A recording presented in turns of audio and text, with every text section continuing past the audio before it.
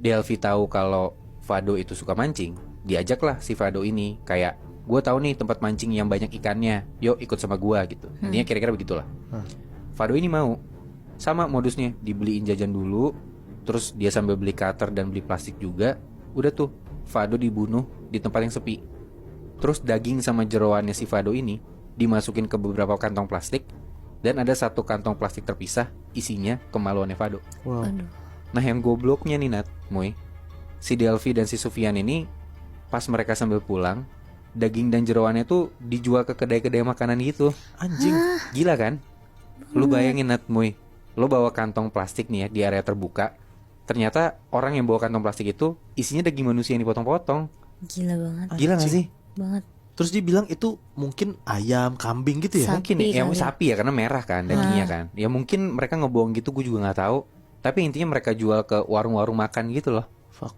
Gila banget. Aduh sadis banget ya. Hah. Akhirnya udah nih, mereka dapat kan 7 buah kemaluan laki-laki gitu ya. Dilakuin nih sama Delvi ritualnya, kayak dia masukin ke dalam air kembang, dikasih minyak segala macam buat ritual gitu ya. Dan mereka ini tolol banget kalau kata temen gue ngasih cerita ya. Kenapa tololnya? Karena mereka ini mau ngelakuin ritual penurunan ilmu ini, turunan ilmu dari bokapnya si Basri itu ke Delvi, itu ketika yang punya ilmu, which is Basri, itu udah meninggal. Jadinya nggak bisa gitu. Nah, kalau kata Iya. teman gue yang ngasih cerita, ya nggak bisa, Nat, Moy. Iyalah.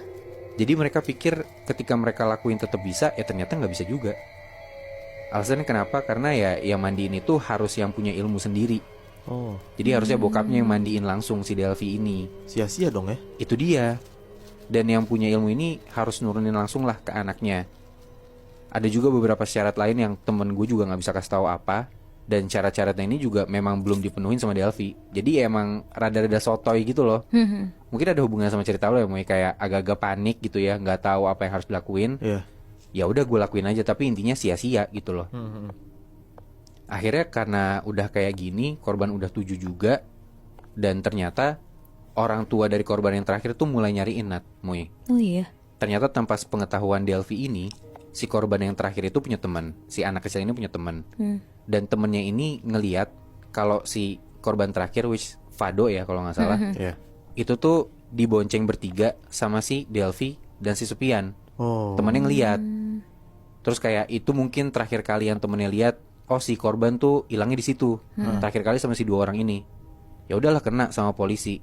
Mereka berdua diperiksa, si Delvi dan Supian, termasuk sama Dita juga, istrinya Delvian dulu. Udah kena tuh mereka bertiga, dijatuhin hukuman mati.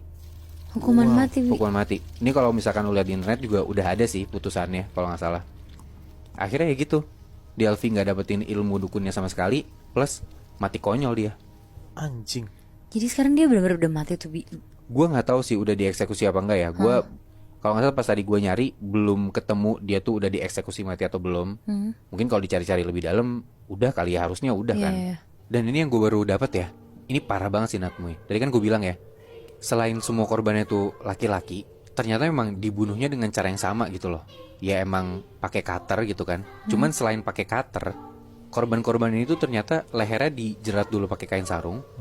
Abis itu, aduh ini sorry banget ya, kemaluan korban ini tuh dikocok dulu biar hidup, biar naik, biar tegang gitu ya. Barulah dipotong pakai pisau cutter. Aduh. Terus darah kemaluannya ini ditampung, nantinya diminum sedikit, terus diolesin ke bagian badan sebagai syarat untuk jadi dukun ini. Sampai kayak gitu. Gila ya? Fuck. Gue nggak tahu sih ini syarat yang bener-bener udah harus dipenuhin semuanya atau enggak.